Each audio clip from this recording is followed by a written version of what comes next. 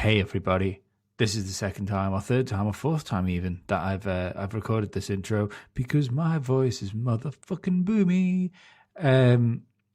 Thanks for listening again. I am getting a bit bored of saying that. I'm going to try and think of a new thing to say at the beginning because I do appreciate each and every one of you that listen, but I'm bored of telling you. It's just an episode with me and Martin this week. So next week we have Chris Flood on as a guest, who is my co-host for Three Legs, Four Wheels. So that'll be good. Be good for you all to get to know him a bit better, rather than just Formula One. Get to know him a little bit. We're being played out with All Hail Hyena today. I think the song is called Sebastian. I meant to lisp that because I think that might be how it's pronounced. I'm going to read out the names of all the patrons at the end of the show. So if you happen to be a patron and you like the sound of your own name, then today is your motherfucking day. Apart from that, we talk about a load of stuff, usual bollocks, bit of conspiracy sort of stuff, especially on my moon shenanigans. Probably stuff I shouldn't put out into a public forum for fear of getting ridiculed, but there we are. Apart from that, I've got nothing else to report, really. I hope you enjoy the show, and bye-bye.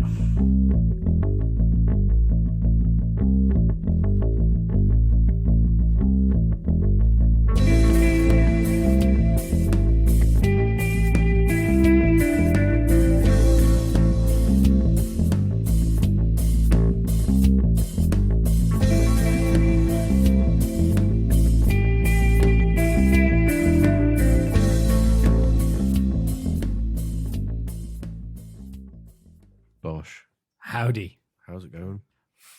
Fucking grand, mate, you? Good. Yeah, fine, yeah. I can feel the pizza dough expanding in my stomach right now. Well, it's getting worse for me now, this sort of thing, because me and my girlfriend have been on a diet for the past couple of weeks. Yep. Well, it's not to say a diet. No, it's not a diet. It's just trying to clean up. Okay. Clean up our diet and make it better. So it's been a simple thing of protein and salad. Okay. Yeah. So some salad, a piece of meat. Yep. And that's been about it.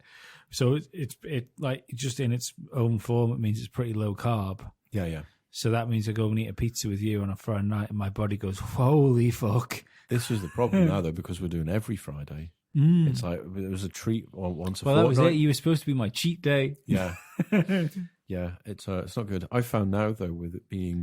Might have to mix it up with Chinese. Oh, yeah. That'll be nice. Do that next week. With the hot weather coming in, like it's supposed to be roasting over this weekend. I just can't be bothered eating normal food. To be fair, there was supposed to be Manx roasting, so that's about 18 degrees. That'll do me, though. Yeah. Jesus. I could just revert to... Like, you see people do those juice diets? That's just me not being asked eating real food because it's too hot. Yeah, I there's definitely something in that. I think when I buy like these little organic pouch things for Arthur, you think I could live off sometimes those? I think to myself, like, why isn't there a Lee pouch? Yeah. Like, why isn't there one of those things which says like 35 to 40 years? Yeah, that would work. I'd have that, but it's like a half a gallon pouch. It would suit you for the day. No. You'd have like a breakfast pouch, a lunch pouch, and an evening pouch. Yeah. Maybe even a snack pouch. A little liquidized double decker, or something. That could work. I bet that must already exist. There's a juicing company. Well, it's called Slim Fast, isn't it? I suppose. Yeah, that's true. Yeah, have a pouch for lunch, have a pouch for breakfast, and then have a normal meal in the evening. Have you seen that Brian Butterfield diet that Peter Serafinowicz does? And he's like, for breakfast, have one toasted cornflake with some low-fat butter spread on. And it goes through, and it's like stupid stuff like, for lunch, have a baked bean with a piece of lettuce. It goes through, and it's like, but then you drink and have warm water, have tepid water, have cold water, and then for dessert, have some ice cubes. And then it goes, and Saturday is cheat day. You have 24 hours to eat whatever you want. He's like, 4 quiches, a whole pizza, eat it all. But remember, you've only got 24 hours. I'm convinced we've spoke about this before. We might well have done. It's worth following The Rock on Twitter.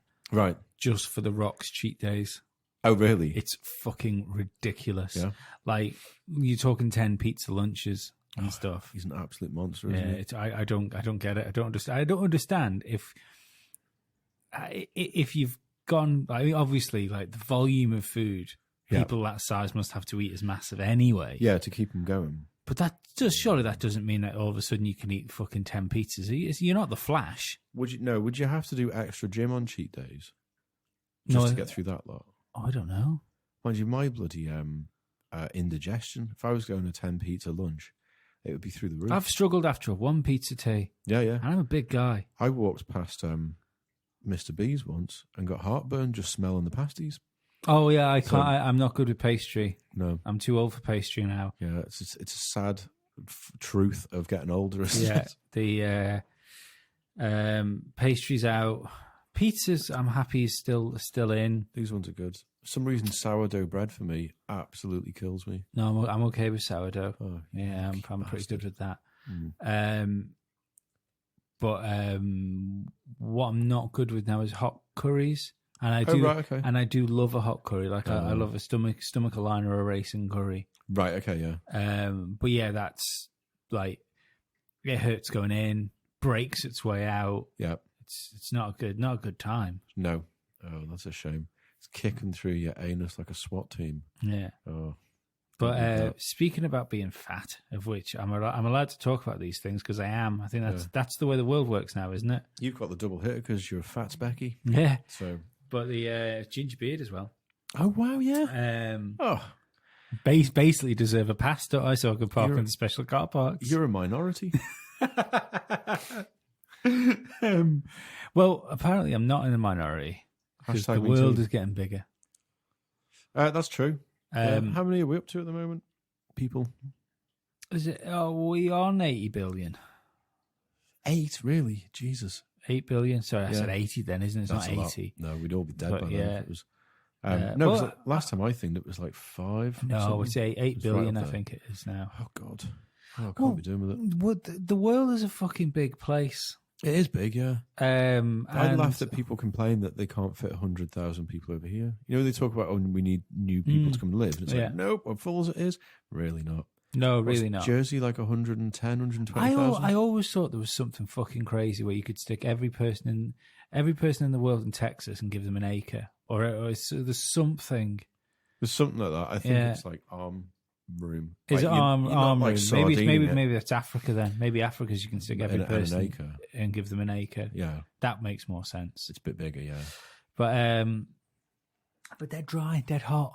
What, in Africa? Yeah. Oh, I wouldn't not like growing anything there, are you? No. The amount of TV studios, though, they're fantastic with, the amount of like Red Cross things that you see. What? Like the Red Cross adverts from Africa. Yeah. It's like, give £5 a month. Yeah. It must be constant camera crews. Well, that's where you fucked, you see, because you have to be on the constant guard of Lenny Henry trying to stroke you. I don't think I mind that. Do you not think he's a twat? I think he'd be a massive twat. I don't know enough about him. Don French is nice, and those two split up, so maybe. So one of them's a cunt then. They both seem nice. Yeah. Yeah. One of them's worse than the other there, because one of them decided to leave. Yeah. That's the facts of a relationship. Yeah. I never believe there's a mutual split. Apart from mine. Apart from yours. It was quite good, that one. I'm quite proud of that divorce, actually. It's the best divorce I've had. Well, it's the only one as well, isn't it? It's the only one, yeah. I've still got time. Yeah, I can work on that. But if you got married again, yeah, and then it was a bad divorce, yeah, you'd have to live with the fact that your good divorce was a fluke, and you're not just a natural at it. Well, I'd have to get a third time then to see the proper results. Real scientific experiment. Then, no, because then, Pabs is married. No, he's not. No, he's not. Jesus. Pabs is okay. But there is more chance of Pabs getting married than there is me getting married. Yeah, that's very true. But I would have to say, marry, for the sake of the podcast, I'll do it. Yeah. I would have to marry then one of your ex-wives. Okay. As the control. Oh, you want to be the control? Yeah. Okay, yeah. Yeah, Rachel would marry you. Who wouldn't? That's very true. Yeah. Could I be thrown into it? I'd marry you.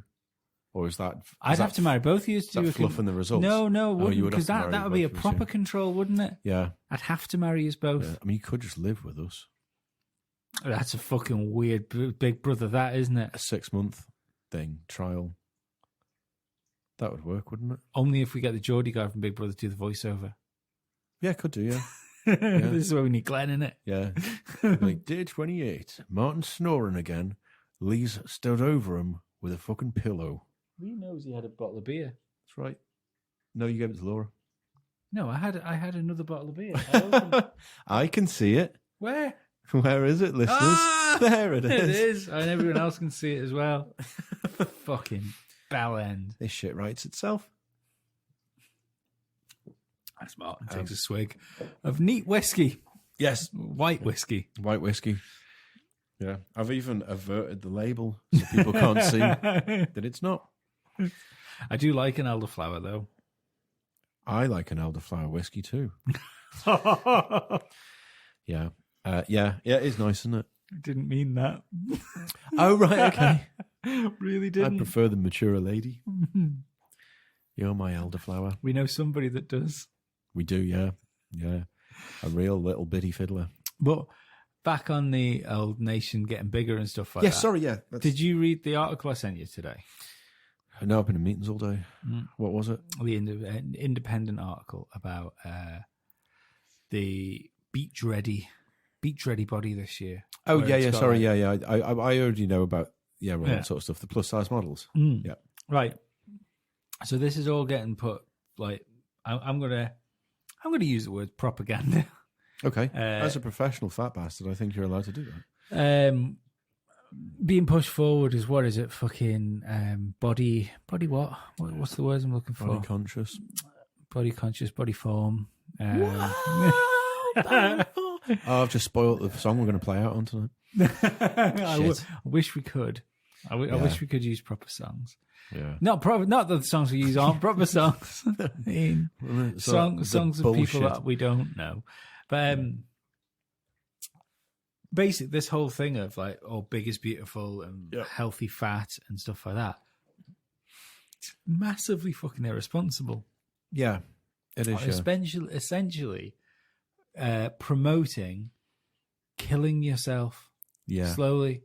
Yeah. Like you wouldn't have in 2018. You wouldn't have a picture on a billboard, like a public billboard, with somebody smoking a cigarette, going "Beach ready." Yeah. And that's exactly what you're doing. It's the same thing, isn't it? It's fucking crazy. Yeah. Oh, so this, unfortunately, as well. Knowing this, naked fat people look fucking hideous. Yeah, I could go with that. Yeah, it's definitely a kink, you monster. Isn't it? Yeah. I've never seen you naked. It's a kink, isn't it? Well, there is feeders. Oh yeah. If it's a kink, it's probably not that normal. Yeah, there's. But then you shouldn't be. Really, I don't think you should be portraying it in the main. You're not going to get a picture of a dwarf wanking on a billboard, are you? No, but what would that advertise? Just like beach ready little man. Beach ready. Yeah. Little man ready for the big waves. Yeah. Using a beach ball as a space hopper and things. Yeah, amazing. They'd have a great time though. But I know it caught me off guard today. Right. That. And that it crops up now and again, doesn't it? It's probably every spring when these things come about. But I think it's the like normalizing the fact that you go, you're 15 stone, whereas before you go, you might want to lose a bit of weight there. Yeah, but the people on that post were north of 20. Oh, they're big. Yeah, they were big buggers. But I think with the general population getting a lot fatter, you've now got this new normal, whereas before it might have been if you're 5'8", your normal weight is like 10 stone or whatever it would be. I don't know. And now it's like, now it's 13 stone. You're going, you're a plus size model now if you're like 15, 16 stone. Yeah, that's fucking huge. Yeah. So if especially when you're 4 foot. Yeah. If you're like a square cube, you're 3-dimensional. But even I don't weigh myself, so I don't know how much I weigh. But if I stood on the scales and I was like fucking 14 stone, and I'm just over 6 foot, so it's entirely possible, and a bit of a fat bastard in training. Yeah. It's entirely possible I'd hit though. If I hit 15 stone, I would probably take a fucking kitchen knife to my own tit to try and get it off. That's all right. Gordon Ramsay's 15 stone. Is he? Mm. Wow. I think. But he works for food. Batman is 15 stone, and he's 6'2". He's fictitious. Right. Oh, yeah.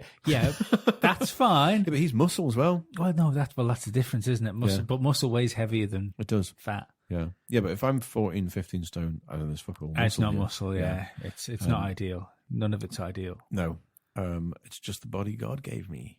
But then what would you have it the other way round? Where would you have a man advertising Speedos with a massive gut hanging over him? Or would that be just seen as like a bit indecent to have that on a big billboard? Love your body.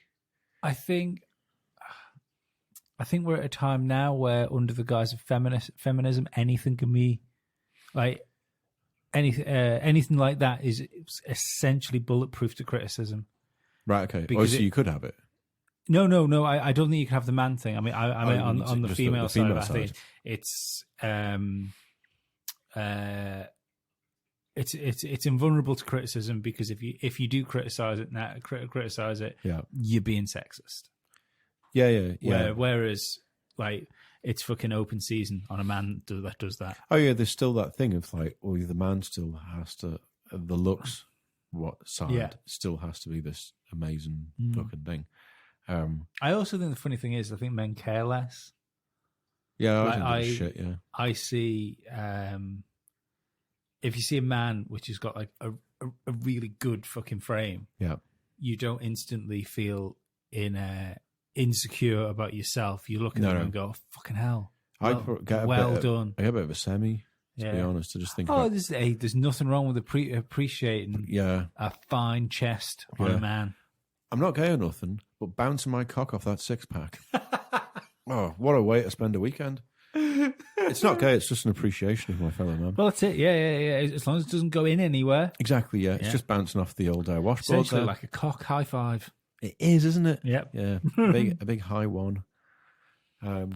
Yeah, that's it's a strange old world. But you're right, I don't think generally men care as much. I'm sure you get some awful, like, I think vanity might be the problem. I'm not saying all women are vain. I'm not by any stretch of imagination. But you get some massively vain men, obviously. Yeah.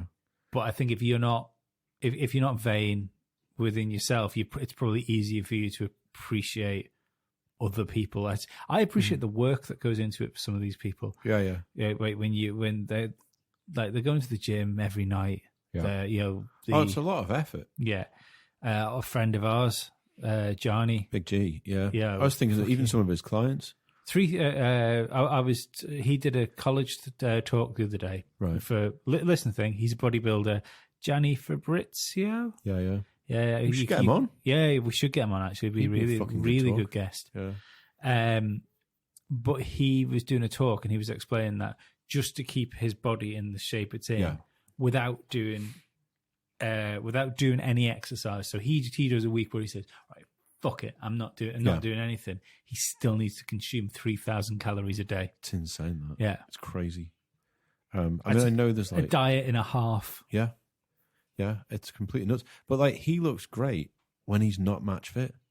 Like you see, he does the like, this is just me normally, and then this is me doing the competitions. Yeah. And you're like, Jesus Christ, that's insane. Yeah, it's crackers. But that sort of investment in yourself it's like anything. It's like any whether you're a pro snooker player, a racing driver, or a fucking musician athlete. Or something. Yeah. Anything that takes that level of commitment. Yeah. Do you know the group The Roots? They're like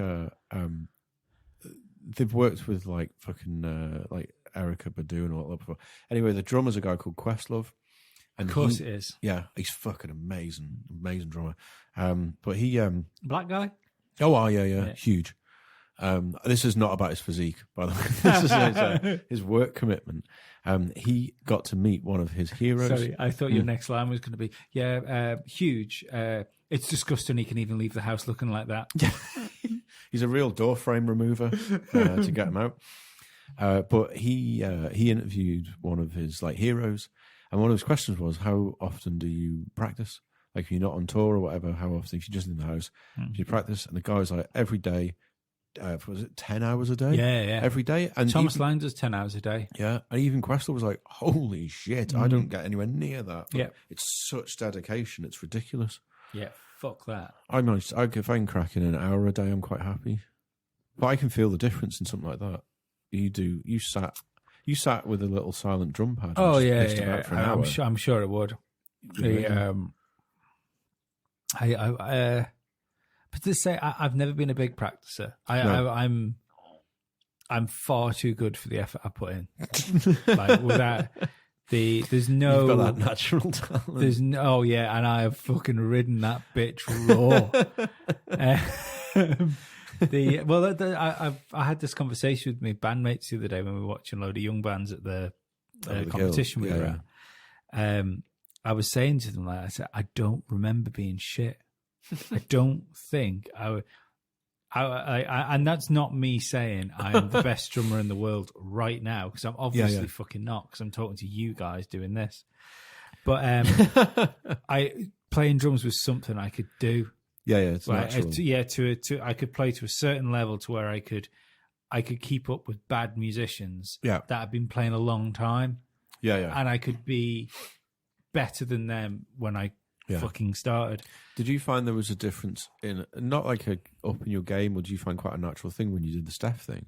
You were playing with like Kenny. Oh, absolutely, yeah. I think that's the best I've ever played for when I played with like musicians where really pushing are really fucking good. But I like that when it pushes you, but then you also.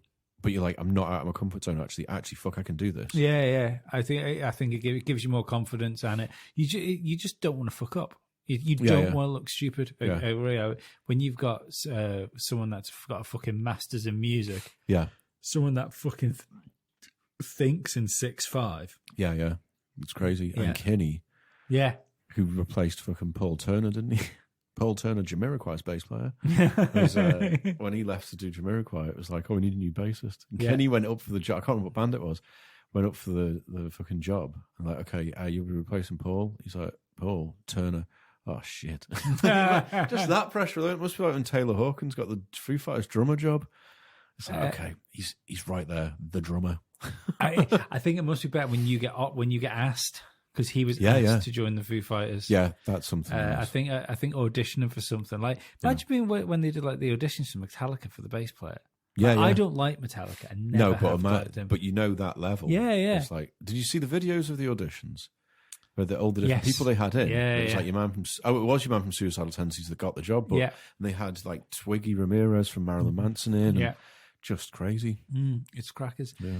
Same with Dream Theater, isn't it? Didn't they have a new drummer? They got a new drummer. They get...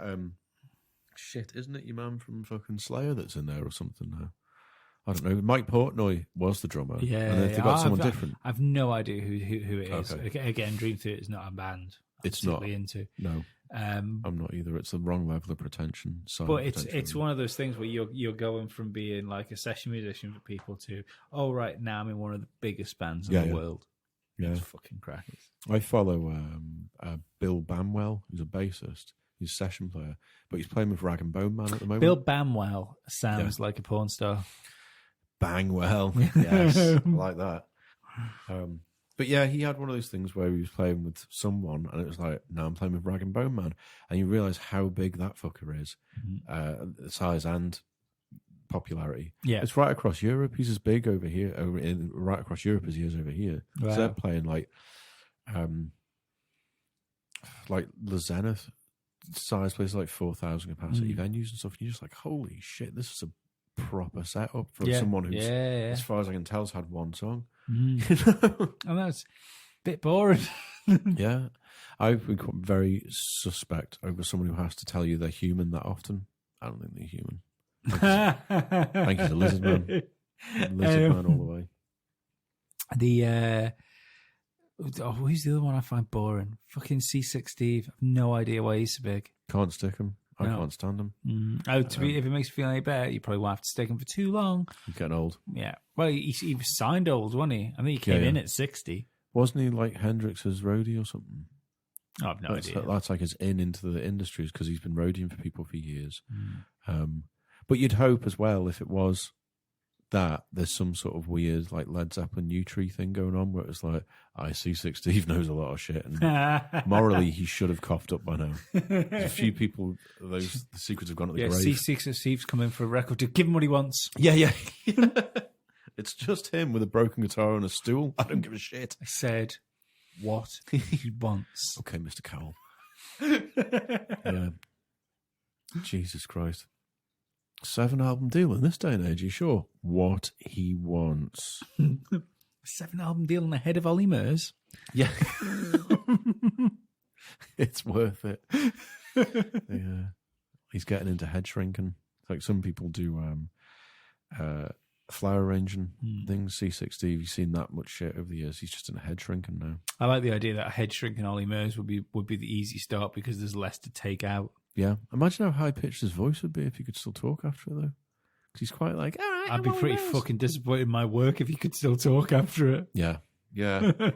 Well, I mean, you got that head shrink and the whole voodoo thing along with it, so I'd maybe brighten him up or like bring him back to life. Go, pew. I hate Ollie Murs. I'm not a big fan of him. I'd cut his toes off. He's cut his toes off? Yeah. Right, okay, that's pretty... That's hate-filled. And have kosher Murs. Kosher Murs, yeah. It's all right. I killed him halal. Kosher Murs sounds like an 80s pop star. It does, doesn't it? Yeah. Or you know, one of those crossover ones that only did all right in music, did all right in acting. Where you're like, oh, he co-starred in one of the police academies. Yeah, and now he's gigging somewhere with John Cicada. Yeah. Maybe he's in John Cicada's backing band. Yeah, it could be. Yeah. They have to name him, but after the name, they've got in brackets the song he had. Yeah. So you know who they're talking about. He'd have obviously a black guy. Oh yeah, can do. Long dreadlocks, and like constantly in like a purple like African garb, like all in one, like they did in the 80s. Yeah. I thought you were going for Milli Vanilli then, but no, more like the fuck what they called. More like Omar Hakim with hair. Who, the wrestler? No, the drummer. I wouldn't know him. Weather Report. Ah, right, okay. Ah, cool. I should know that. I'm learning some Weather Report at the moment. Christ. That's an eye-opener. Fucking hell. He didn't mess around, did he? What? Weather Report? Yeah. No, they were... one of the bands I probably couldn't stick listening to now. Right. But I got, like, when I was into like, King Crimson and stuff like that, I got pretty heavy into them. Yeah. I'm learning Birdland at the moment. It was that long ago. I have no idea what songs are. Is that for your function band? No, it's for exams. Oh, is it? Oh, right. All jazz for the exams. Oh, I forgot you're doing exams. Yeah. I mean, I've already fucked it because I wanted to pass them all last year and it went over. So I've just got this one left to do. So when you got to pay again? No, it's because the 7 was in December, so there was no way I could have done the 8 by the end of the year. So I'm just doing the 8 now. But how many grades are there? 8. Ooh, that's why it's all fucking jazz. Nearly a fucking Jedi, Shag. I know, yeah. Getting the Jedi levels. It's weird though because I found this one a lot easier than the previous one. I panicked to fuck on the previous one because anyone would think you were getting better. I know it would be weird, that wouldn't it? Yeah. I like the idea that you get 8 and then it goes up in Dan's like black. Oh, that would be amazing, wouldn't it? You know, it doesn't, but I might start saying that. Like next time I learn a song, I thought that was tricky. I'm just first Danning myself. What are you? Have you got like your grades? Have I got grades? I'm first Dan bass. Yeah, fucking straight. Yeah, that would work. I could do that. It's something I really wish I'd gone to music college when I was a kid. Yeah. I wish even more that when I found out the album I would have paid. Yeah. I know we knew fuck all about this. Yeah. They kept it fucking quiet. I'm convinced of it. They do keep it quiet. Be good. But I think you'd be quite surprised now. You could probably go in at 6 or something now and not have too much. The biggest thing about it is the sight reading shit, because You'll know all the songs, but they rewrite the songs. Yeah. So you don't play them straight. So you got to sight read. You got to play it out, or at least figure out the theory. You can remember it, what you're playing, but you've got to figure it out first of all. So I can barely read English. That's very true. So you might be better with notes. Maybe. Could be your calling. I'm dyslexic English, but notation, I'm fucking fluid. I fucking hope not. That'd be like the worst thing to find I'm good at as a painter and decorator. Yeah, I got to 35 and actually I can sight read like a motherfucker. How's it changed your life? I drink more. I drink more because of squandered potential. I left my family. Yeah. Apart from that, it's great. Yeah.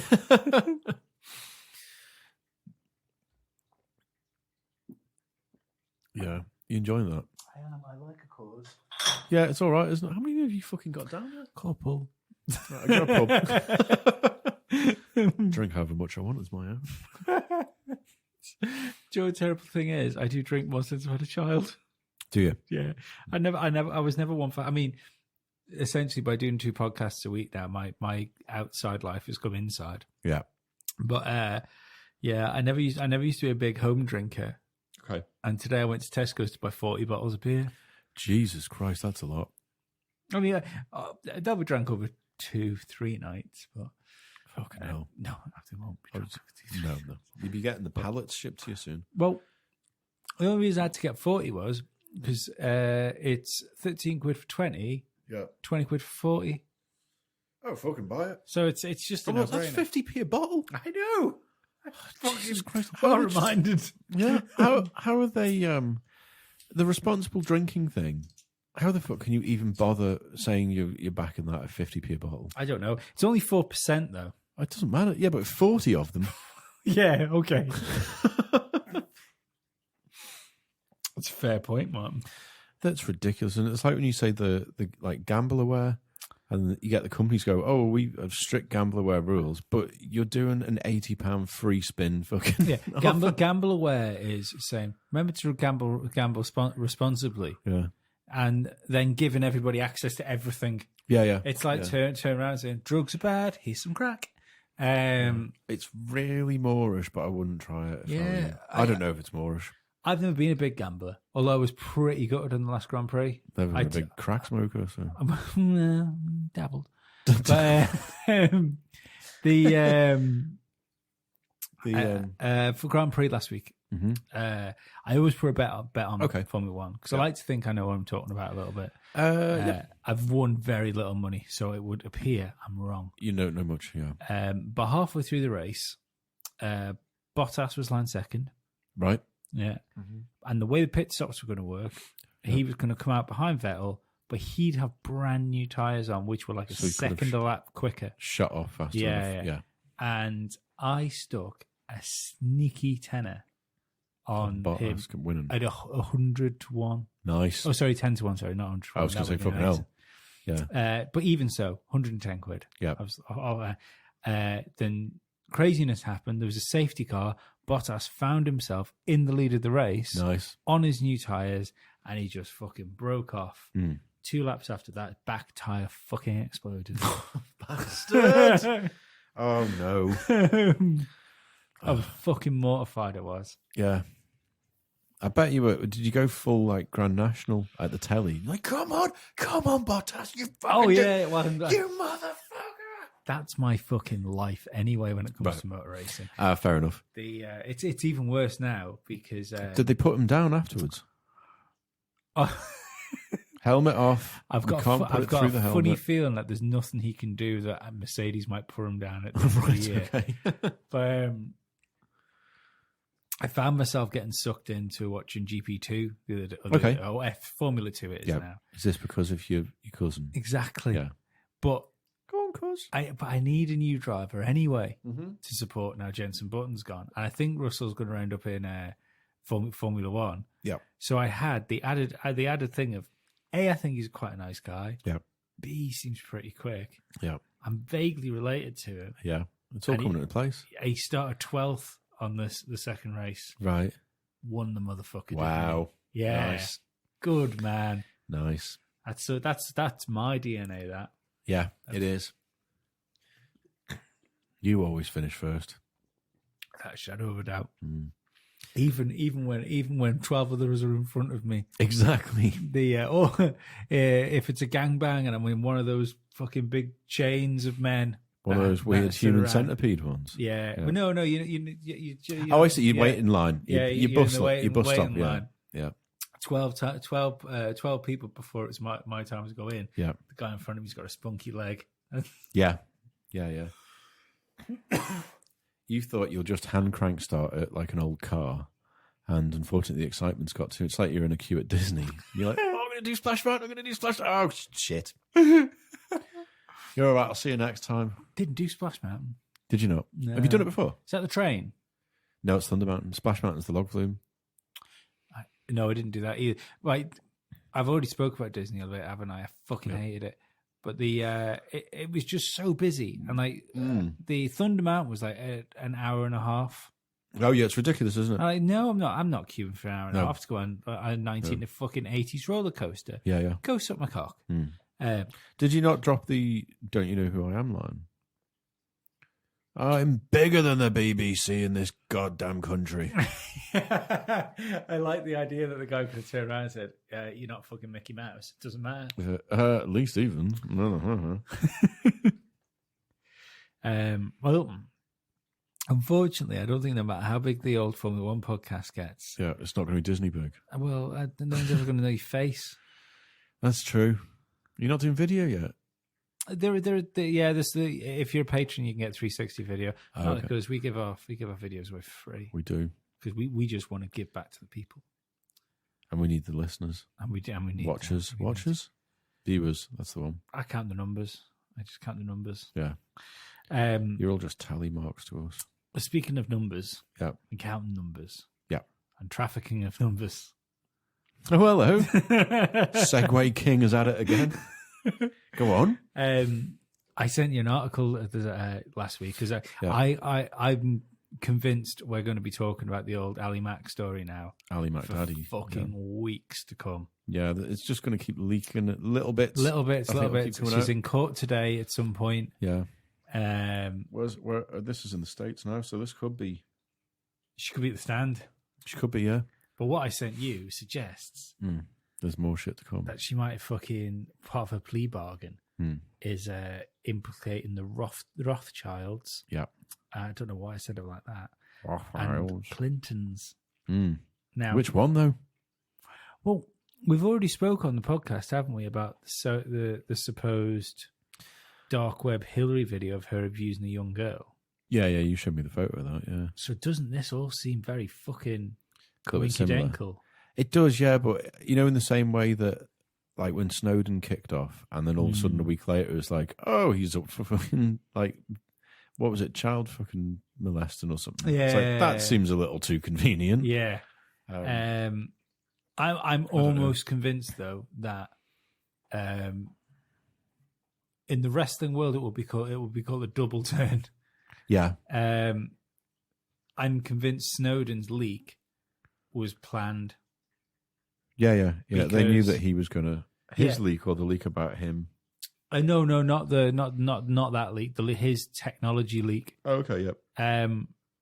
Because realistically, what should have happened is people should have gone, "What? That's fucking creepy. This needs to stop now." Yeah. What people did was go, "That's fucking creepy. Oh well." Yeah. And that was essentially the first step. Yeah. To us accepting 24-hour surveillance. Yeah. Do you not find that's with a lot of things in the news at the moment, though, where you see something 5 years ago or 10 years ago, you'd have gone, holy shit. But now it's like, I sort of expected it. Yeah, I think a lot of it's desensitization. Yeah. I think a lot of it is there's this nice bubble where the comfortable Westerner resides. Yeah. Where you've got just enough money to keep yourself away from, to keep yourself entertained, and yeah. to do then there's just enough attainable goals for you to want. Yeah. And then the stuff beyond that is so beyond that you're never going to get it anyway. So you just look at it in wonder. Yeah. And then you get to look back then Yeah, the sort of that's lower working class. Yeah. Oh, fuck. Well, it's the head and the sound at of least la I'm doing la, better it's like not that. happening. Yeah. So like people should have actually probably set fire to Downing Street over that Windrush thing. When you actually think about what that is, and you're like, that is fucking outrageous. Yeah. And people just went, well, Yeah. it's all right. Just kick Amber out. That'll do. Yeah. You're like, Oh, what? Yeah. Deporting citizens for just being a child when you invited them to come to the country. It's fucking crazy. Fucking But crackers. I think that you get so much of that stuff now. But I think Probably why Trump's Teflon. Well, you see, the reason I think Trump's Teflon is because I genuinely don't think there's enough to have on him. Right, okay. I think he might be in this fucking crazy position where, obviously, like, because there's been he didn't pay some tradesmen. You know, I know some of my customers which haven't paid their fucking tradesmen. Thank you very much. Yeah, that's why you have to do this bullshit. Yeah. But, you know, he was involved in building. So you can't. Anyone that's involved in some sort of construction industry will have not paid someone. It might not even be their fault. They might have just done a shit job, and you've gone, not paying you, that, dickhead. I mean, don't get me wrong. On the other hand, he's like, you don't get rich, get poor, and get rich again without crushing some people along the way. Mm-hmm. But that's just business. I think, it's just capitalism. Yeah. But the fact that all they've got on this guy is the fact they had an affair and shagged a porn star. Yeah. And then he went, "There's 130 grand. Go fuck off." Yeah. If that's all, if that's the only dirt they've got on you, then that's probably the cleanest politician in the fucking world. I think that's one of the things, isn't it? So a lot of the stuff he's done has been morally questionable. Yeah. And you have to say, well, if you're going to be the leader of a country, you should be the ultimate what do you call it? Role model. And it's like, you probably shouldn't be doing these things. Then he has, but legally he hasn't done anything wrong. Or at least they're still gathering all the stuff, like the tax evasion stuff and all those things. But I mean, you go down your like questionable things here. Yeah. The Iraq War, for instance. Yeah. You know, I mean, these people have like dethroned kingdoms because it's kind of got in the way of their financial interest. Yeah. So if they do it legally, it's still a complete moral implication. Yeah. But then, as you say, you do that with any businessman. I was talking yesterday about oligarchs. You don't get to be an oligarch having led a completely moral business. No, of course not. At least one person's died, and you've gone, I just get rid of them. Yeah, you know, it's easy. It's crazy. But as you say, you've put a ton of businesses out of business. Mm-hmm. And you might have even, I don't know, killed a village or something to get where you are. Because in oligarch status, you're in oil or something like that. So, you know, you've done a Rambo and just taken a machine gun out on a whole village. Yeah. I mean, that sort of goes through. I mean, I don't think he'll get to the end of his first 4 years before something comes up and they go, "Oh, you can't ignore that. You're going to have to go." But the scary thing is, if he goes, Pence is in. I think it would have already happened. I don't know. He's been in just over a year. No, but can you ever remember a politician? So it's sort of like a Western politician, we'll say, because whatever we get, like from Russia and China, and the Middle East always comes through that our Western filter anyway. You've got the prejudice thing. They're either Ivan Drago. They're either our close friends or our fucking mortal enemies. Yeah. Can you ever remember somebody that has been hunted? That's been put in that position of power. Yeah. Like it's been constantly. Just constantly. So like I said, I subscribe to Huffington Post now. Just to see, because they've like, it's just hit piece after hit piece after hit piece. Yeah. I've said before in the podcast, I've got no fucking dog in this fight. It's somebody else's country. Yeah. You've always, when it comes to America and like Russia, you've always got that vested interest that you, the missile might not hit you, but the fallout might. Yeah. But, or they won't do it Pacific side; they'll do it our side. Yeah. You'll see them fly over the fucking. At least to be pretty. It'd be a hell of a bonfire night, wouldn't it? Yeah. Jesus. Yeah, you might get the winds blowing and it's like, hold on, where's the old hair falling out? Yeah. Yeah. I keep an eye on the fucking Gulf Stream that day. Yeah. But I can't help think that when you've got the big, your major news networks in America tend to make the sun and the mirror look like fucking altruistic. Oh yeah, heaven pieces. It's more people, so they have more extreme views. I mean, yeah, you see some of the stuff that you see on Fox I can't help thinking of it, and even CNN do. Yeah, they've started going through all that now. But if you're not going to believe a massive portion of it, then you've got to question why they're attacking him. Yeah. And so you think a lot of it's clickbait, though? I think a lot of it's clickbait. I think he's a polarizing character as well. Oh God, absolutely, But I think that is politics now, isn't it? It's very polarizing. So, well, I find it amazing though that they want the consensus opinions, so especially us, like on this end of the pond, they want the consensus opinion to be everybody in America thinks Donald Trump's a cunt. Right. Okay. Yeah. And you think, well, everyone in America doesn't think Donald Trump's a cunt. Yeah, that's why he's in, because he won a popularity contest. Yeah. And I can't help thinking that there's some people there, and I subscribe to it a little bit, that whoever the like your conventional establishment are scared of him. Okay, you mean like your normal Republicans? Yeah. Well, no, I just normal. Maybe beyond that. Maybe like, I don't want to use the word shadow government, but okay, like we'd have in the UK, like the hand the shadow secretaries. Yeah. No. But the hand above. Oh, okay. Above the running of things, just say it. Where the money's. I was going to say the Illuminati. That's what we can say that instead of Jews. Oh, okay. But the bankers that run everything. Turned into a South Park episode. I know. Yeah. That was always my mantra with doing this podcast, was let's not turn it into a South Park episode. Look what we've gone and done. Shit. But yeah, there's a bit of me that thinks, you see, if Hillary Clinton gets arrested, then I will have more faith in Donald Trump. Right, okay. Because I will think that merely him being in power has allowed that to happen. You think that should have happened by now, given the amount of times he was shouting "lock her up" in the? Or do you think that's just a mouthpiece and they didn't actually have anything on her anyway? Oh no, I think the stuff's there. I think, to be perfectly honest, I think when you look at Clinton's, the difficult thing is to find the people that are still alive. Right. Okay. They handle it the same way I'd handle it. Just kill them, be fine. Have you ever seen that video of Hillary Clinton with the like when the cameras were off, when she was talking about Gaddafi? No. What's she saying? And I quote: "We came, we saw, he died." Right, nice. And this was just before. To be fair, I think this is one of the things that headed towards her. Had he been killed at this point?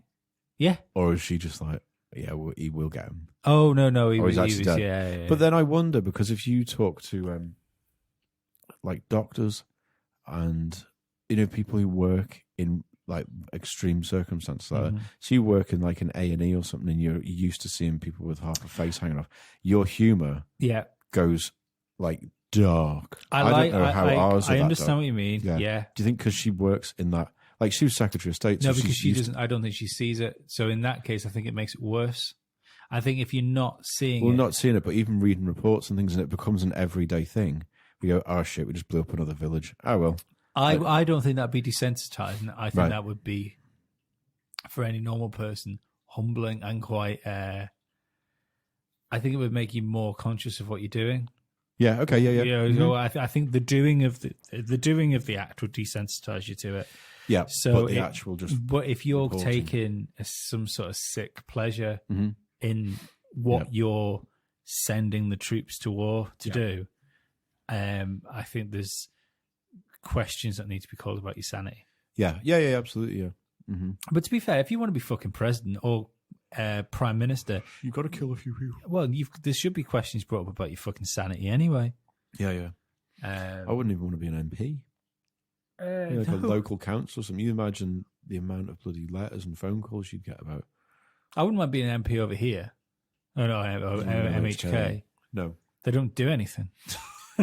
Well, as well, I think you'd have a lot of like man in line type people ring you up and you're trying to get on with the job, but you're busy with phone calls of people going, "Oh, I think you'd have to be bothered. Fell over." I think you'd have to be bothered to listen. Yeah. I don't know. I think the smaller the place, the illusion of democracy disappears. Yeah. Yeah. Well, you know more about what's going on behind the doors, I suppose. I think just having to deal with people would probably do me in.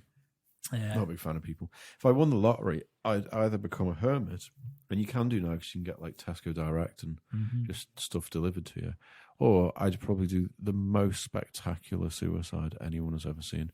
I mean, like Wicker Manning yourself with a load of fireworks or something just like it would stop other people committing suicide in the future because they go, "Oh, that's a game changer. I couldn't go anywhere near that." I would. Are you thinking about how you top yourself now? No, I'm just trying. Are we talking stupid money here? Like lottery win, like a good 60 million or something. All right. No, see, well, I just enough for a few boxes of fireworks.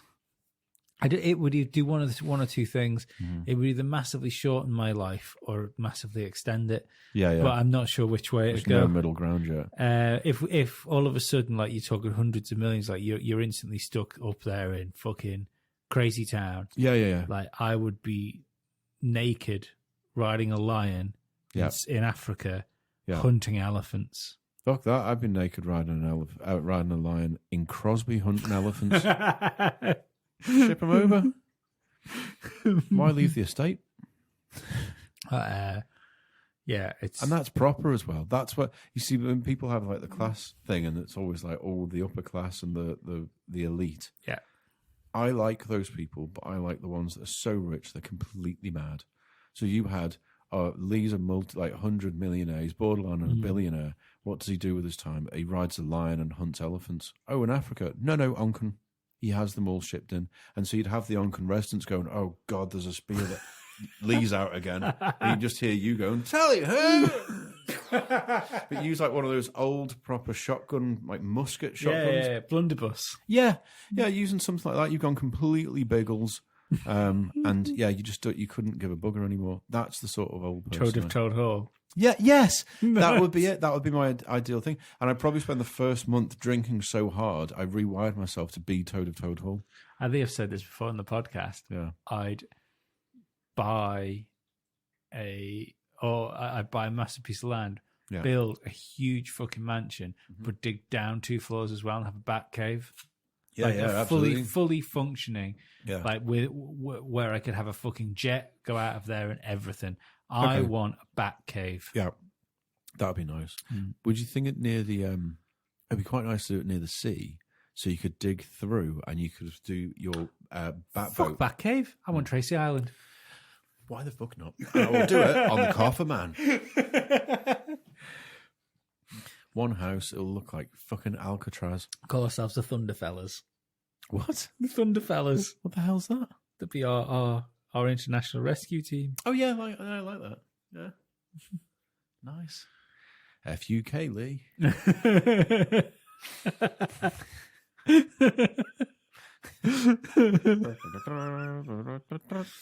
Did you like Thunderbirds?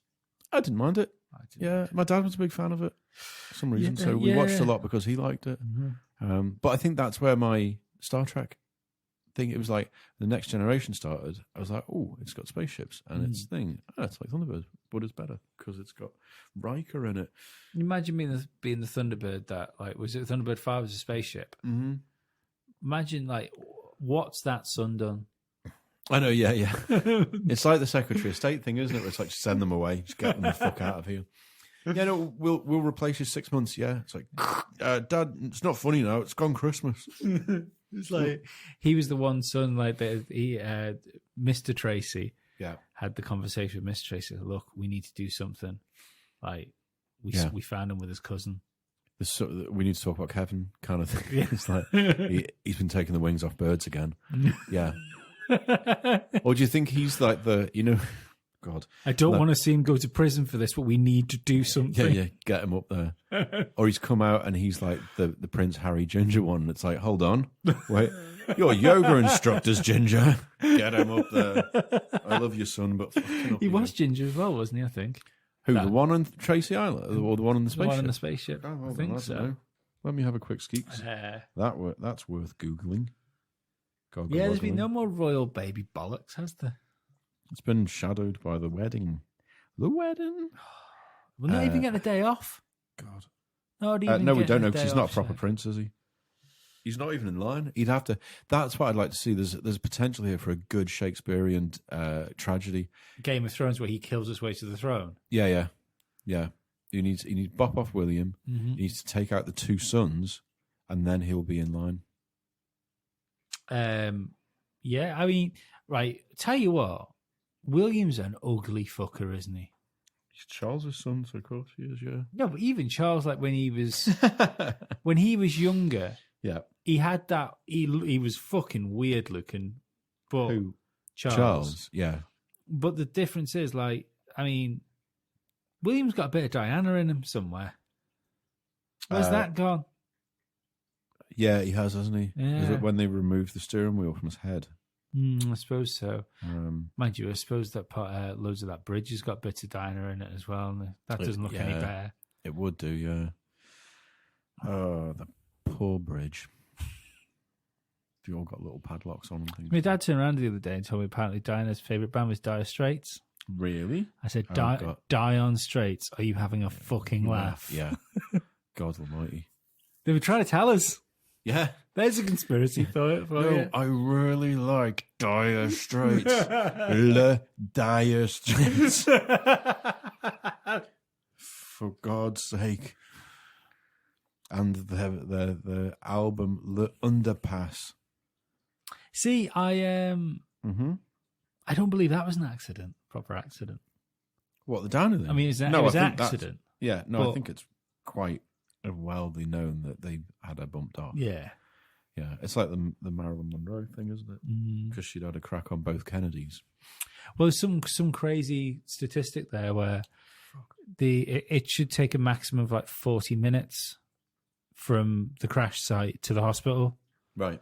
And they ended up taking it to... Was this in Paris? Yeah, okay. They ended up taking it to a different hospital, which was further away. Yeah. But even that was reasonably close.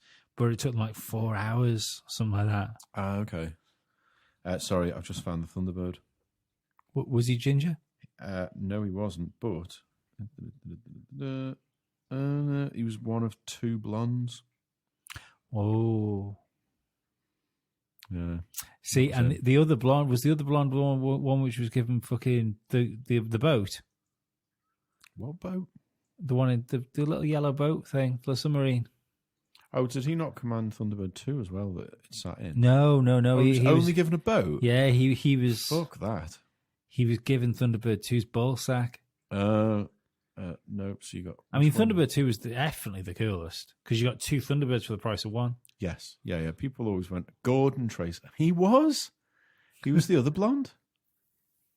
I'm not being funny, but I know it's a puppet. But how old does Gordon Tracy look? He's well older than the others. Fucking hell. He looks like Leslie Nielsen. Then I put it to you that brother is the father of the other one. Of the other one. Yeah, I get that. Yeah. Yeah, looking at them now. Father stroke lover. That's why they had to be separated. Get him up to space. Yeah. What was the thing if Gordon, was I just saying? The one who drove this little submarine, if he was like the gardener, originally Mrs. Tracy had the thing, but then Mr. Tracy was like, I'm not going to kill him. I'm not going to think. You're a Tracy now. Get in the submarine. F-A-B. Made him like branded it on him. Yeah. Oh, great. Do I get the cool green? No, you don't get the cool green one. Do I get the rocket ship? In fact, the reason he got that was so they could show him the big cool green thing. Yeah. So, is that mine? No, Shag. Getting the little bloody pod. But we might not even need a submarine all the time. Oh, well. Yeah. Everyone else has got a plane. I know. Yeah. Doesn't matter. There's not enough air or fuel in this submarine. Best work fast, Recession, isn't it? Yeah. Brexit. You're part of the team. If you die, we can get another one. Yeah. The wife's a slag. She's got more gardeners. And he's kept because his son / lover, which is up on the space station. Yeah. He knows that at any moment they can just cut all contact off from him. Yes. Because he's got no fucking escape vessel, has he? Yeah, they never gave him one, did they? No. You have to send Thunderbird 1 up. Yeah. Next thing is, like, send me the escape vessel. Sorry, Dave, I can't do that. Yeah, amazing. There's the episode of Thunderbirds I want to watch. I know we're sort of just waxing lyrical here on it, but that idea, it's like, he's alive, but you can't contact him. How further apart do you need to go? Bottom of the ocean, space. You can't get any further. Wow. I think we've unveiled something here. That's pretty impressive. What, the fact that somewhere inside Thunderbirds was a story? Yes. Yeah. Well, because it does make you think the actual stories involved a fucking rocket ship landing in the middle of a city. Just absolutely not like, what the fuck? They were Tesla on it before Tesla, reusable rockets. Yeah. Got 2 of them. Mm. I'm not quite sure what the difference between Thunderbird 3 and Thunderbird 1 was. Apart from the fact that Thunderbird 1 was supposed to be the big one. Yeah. Thunderbird 3 was the cooler looking one because that was like a proper spaceship. Yeah. That was more like a Jetson spaceship, wasn't it? So Thunderbird 1 was the one that had the wings that came out like that. Yeah. Like a sort of rocket. Thunderbird 1 was a fucking V2. What's that? Is it V2? It's V2, isn't it? They were the German rockets, weren't they? Oh, okay. Yeah. Right. Bloody shit, there's another storyline to go down. Wow. Führer Adolf. Brilliant. Wow. Okay, yeah. I like this. Shit, that's scary. Because now you've got to think, well, what the hell was Captain Scarlet Tracy, all about? in fact, Tracy is a Project Paperclip name, wasn't it? Yeah. Because that family was well like the Heppelheims. Yeah. until it was time to get them out of Germany. Name, what is Tracy? Tracy, hi. I learned my English watching Cary Grant films. Tracy, yeah. Tracy, that's the one. Yeah. What the hell was Captain Scarlet all about? Excuse me, Mr. Tracy. What time's your plane due? What do you mean? Train? What? No, plane. Christ. Just don't say trains, but I'm still a little bit shell-shocked from all that. Concentrate.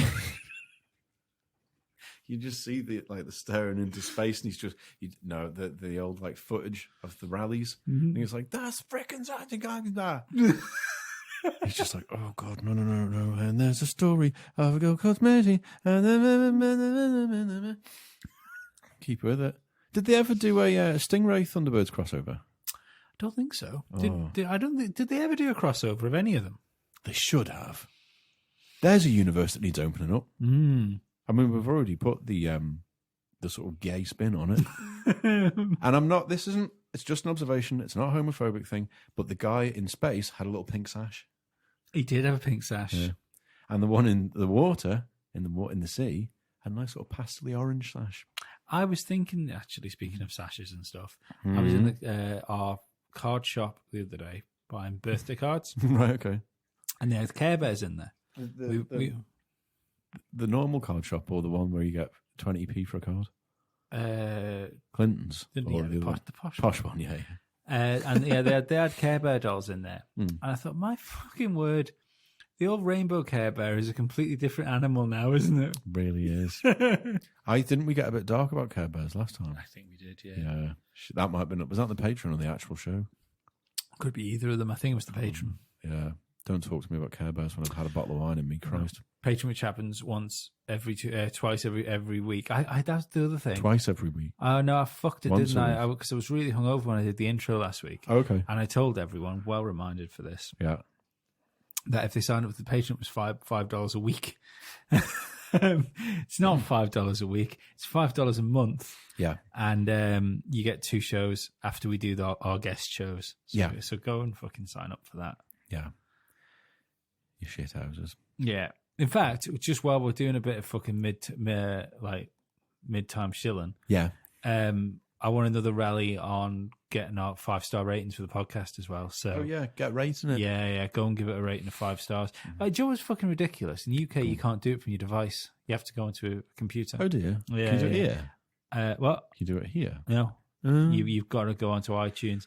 And trucker. I know it's a pain in the cock, but fucking do it. Just do it.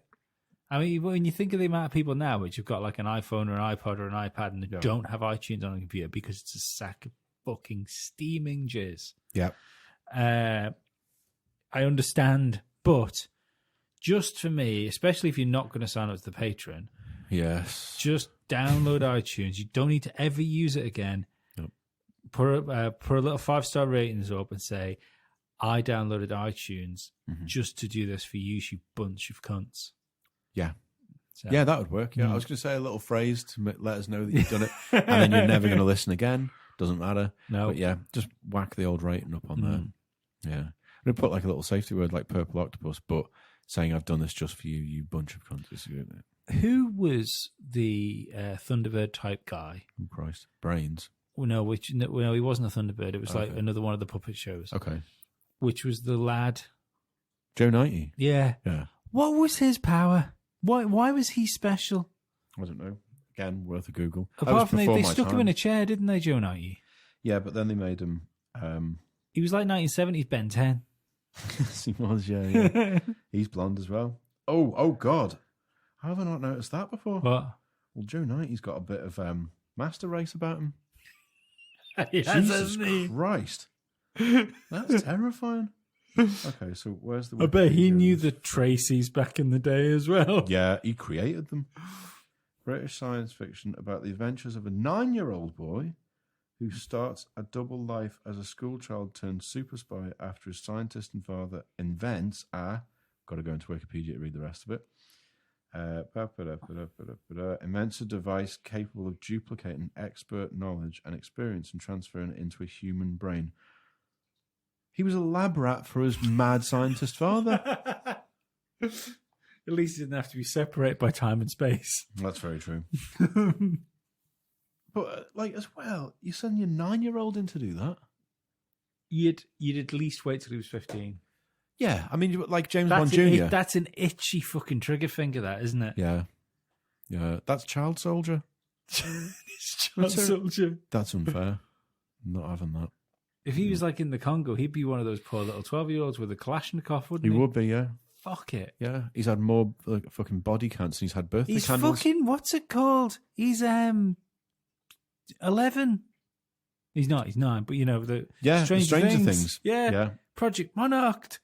Jesus. Well, that's ruined that for me. Well, there's another universe opening up. It's not better. That's what it is. Captain Scarlet's the best one, though. I love Captain I always good, Scarlet. I always like there's the voice of the most proper shit scary stuff, though. Have I said my problem with Captain Scarlet, though? I'm sure on the podcast before. He's more magenta than Scarlet. No, apart from the fact he's actually more crimson. But right, yep. The problem I've got with Captain Scarlet is that every show started with like Mystery and Strong, sworn enemy of Earth. Yeah. Their only hope is to destroy one man. Fate is made indestructible. Yes. That you're fucked. You've done it. You cannot win now. No one explains why he's indestructible. No. No one explains why Captain Black is such a prick. Yeah. He's jealous because he didn't get the ranking. He was the handsome one, though, wasn't he? Captain Black. Yeah, he had that sort of rough stubble about him. Yeah. Yeah. You know? He'd be a male model now. Yeah, absolutely. Yeah. But he had a 6-pack. I bet he did. I bet I'd bounce my cock off. Not a hair anywhere else on his body, but a fucking brilliant 5 o'clock shadow on the thing. Do you think that the colour grading thing there went up in things. So, like, if Captain Scarlet got like demoted or whatever, it's like, oh, you can't be doing that, Scarlet. Off you go, Captain Yellow. You're now Scarlet, and then that makes you indestructible. Someone else walking around going, "Don't want to be Captain Brown." Yeah, but it's like that. It's like Reservoir Dogs, isn't it? You know, he's like, why don't you be Mr. Brown? It's too much like Mr. Shit.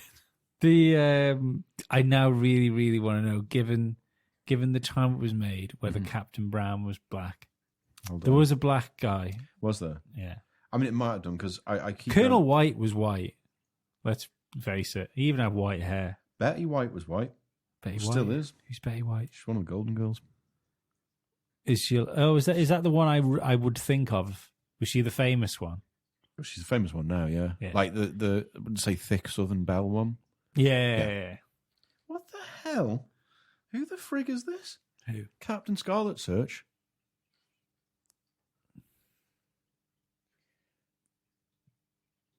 Some weird pirate lady. That's Borderlands, Shag. That's a video game. Oh, frig off Borderland. There's Captain Scarlet. Right. Has he got him in the squad there? No. Is hashtag squad still a thing? We can make it a thing still. Amazing. Let's bring it back. Captain Scarlet and oh no, he was Captain Green. Who, the black guy? Yeah. And even then, I thought he was like proper black, but he's just like tanned. Oh, that's not count. That's just no, it doesn't Captain count. Slightly Spanish. Yeah. El Capitano. Yeah, but look at Captain Black there. Absolute fanny magnet. Jesus Christ, those eyebrows. Christ. He's the Captain Black. He's the Riker of the Captain. Oh, world, he was getting it done. Like where everyone else. Not that one though. This is Captain Black on like Hangover. Oh yeah, no, not that one. Do you remember God. In fact, that episode called Nightmare Fuel. Lay off the fucking Nightmare Fuel. Was the Nightmare Fuel crack on? Yeah. Jesus, I'm gonna have to try and thingy this lot again now. Watch it all again. Oh yeah. I think now. I don't think it's as shit as I remember it being. Oh, I'm sure it is.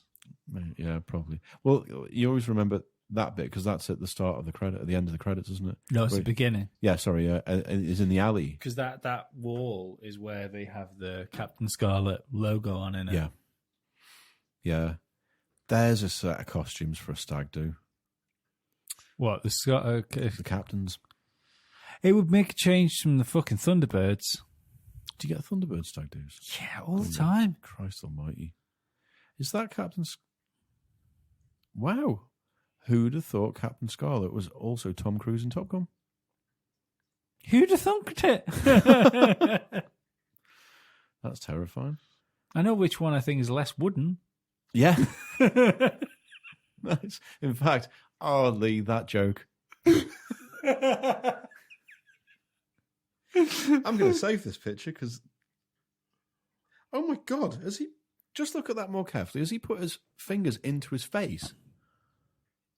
No, it's just under the brim of his hat, mate. You're looking at the shadow. Oh, yeah. You've got glasses on. You need new ones. Fuck, I do. It's terrible. I'll tweet that picture up so the viewers, listeners aren't entirely lost on what we just laughed about there. You've had those frames that long that I genuinely don't remember you without them. I think Alexander McQueen was still alive when I got these frames. Alexander McQueen? He designed the glasses. Oh, did he? Yeah, but he's dead. Do you know what? I genuinely, for a split second, the first thing I thought was the Lightning McQueen, the car from Cars. Oh, right, okay. No, he's a British fashion designer. Did a lot of things with skulls and shit, which is why... That's why they've got little skulls on them. Yeah, they don't do skulls anymore because after he died, they changed the logo. So it just says McQueen on them now. Right. Raging. So after he died, they decided they were going to rape his name for all it was worth. Yeah. Right. Absolutely. Okay. Like it. Yeah. He had skulls on loads of things. And then he died and they went, thank fuck, let's get rid of the skulls. Oh. We'll get some new ones soon, though, because I'm about 2 years out of prescription. Mm-hmm. So it's not good. I've found when going to the cinema, I've got to sit closer to the cinema screen. That's not good. No. See, that's one thing I do like about 4K telly now. Yeah. Is that I can watch television without my glasses on. Oh, that's quite good. because it's all nice and sharp. I can generally make it out. Yeah. Then I put it on and actually get my money's worth. Yeah. But I can at least read drivers and stuff like that in times. Oh, that's handy.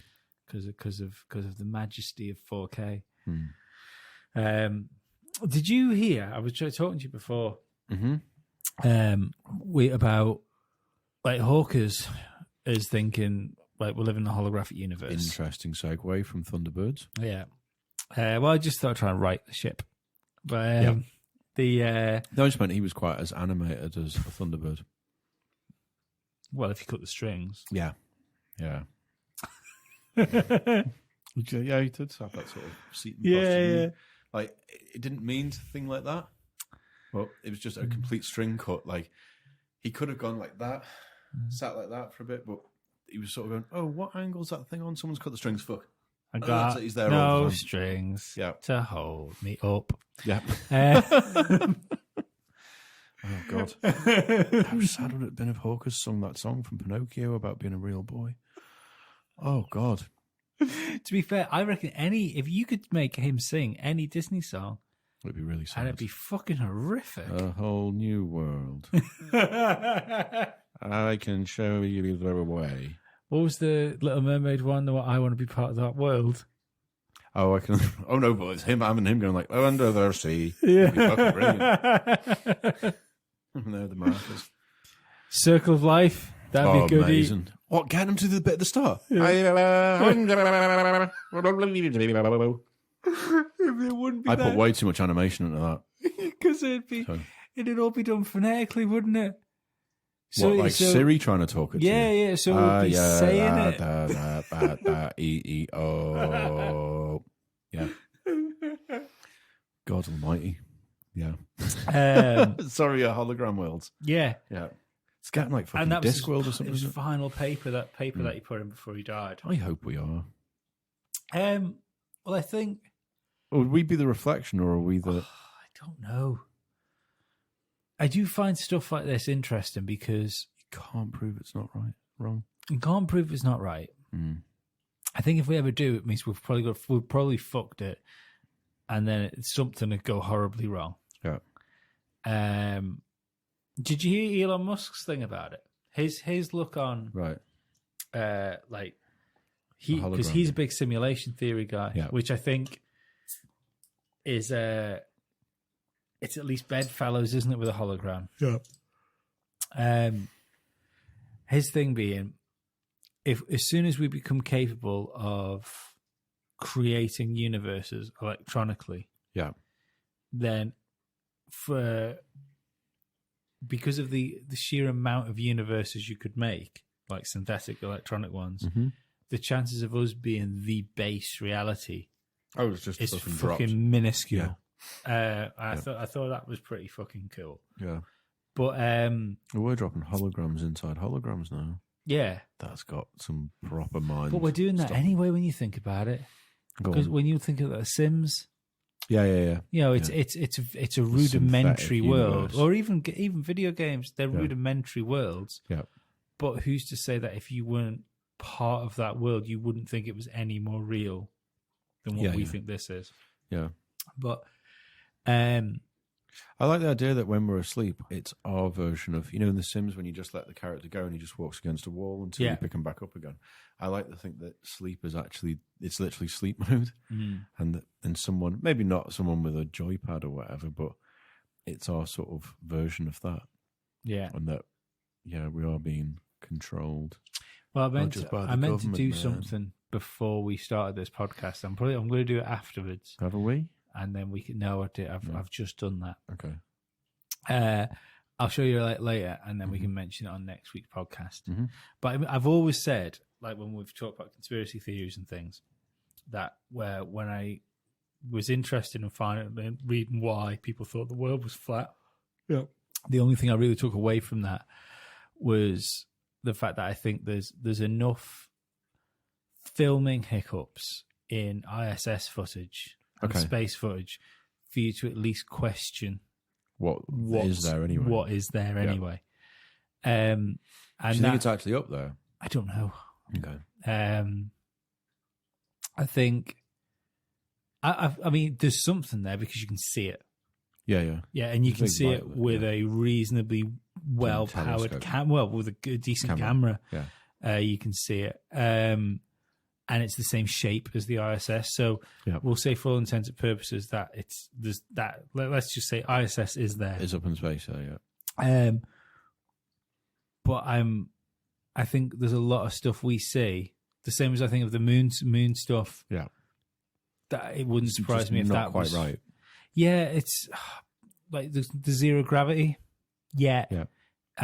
You've got something that's moving several hundred miles an hour around the Earth. Or is it several thousand miles an hour? What's this? The space station? Yeah, I'm not sure. It's several thousand miles an hour, I think. Right. There's a speeding ticket waiting to happen. And you've got a person stood there floating, talking to people, and definitely a static background.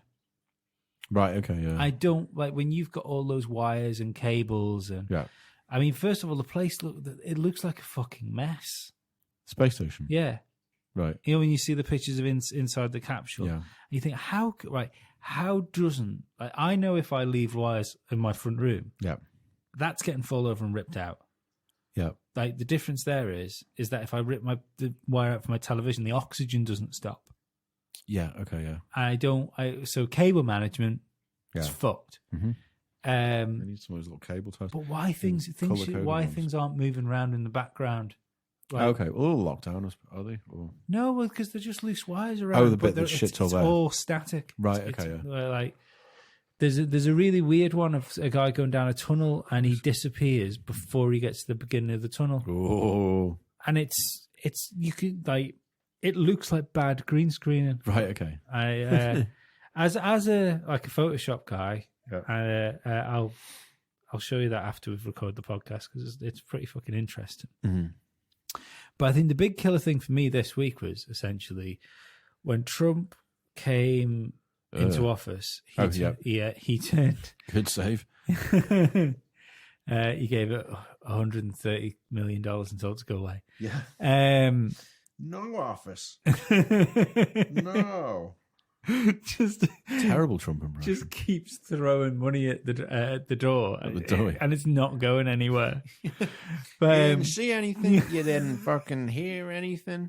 I don't know why he's turned into the Penguin from Batman, or a fucking 1940s reporter. Yeah. But the mission to the moon's been cancelled, hasn't it? You know, Trump put X amount of millions, probably billions in it, into to NASA to launch during his term to put man back on the moon because we haven't been for so long. Yeah. All this money's been pumped into a rover, and the rover's essentially been grounded now. Okay. Well, on the moon? No, on Earth. Like the money's been spent, and the guys that were leading the project said we've no idea. Why this program's been stopped. Okay. I'll tell you why. Don't think we can fucking go there. Right. Yeah. And I just find all this stuff like really weird, and that have you ever heard of the Fermi paradox? No. Fermi paradox. Yeah, it's what's the equation that says? Is it the Drake equation? The Drake equation is how to make $1 million in rap in this day and age. Yeah. Okay. I know that one. Yeah. Different Drake. Okay. Is for I'm probably getting it well wrong. Okay. For the amount of observable stars that we can see. Yeah. And so if there's that many stars, there will be this many planets.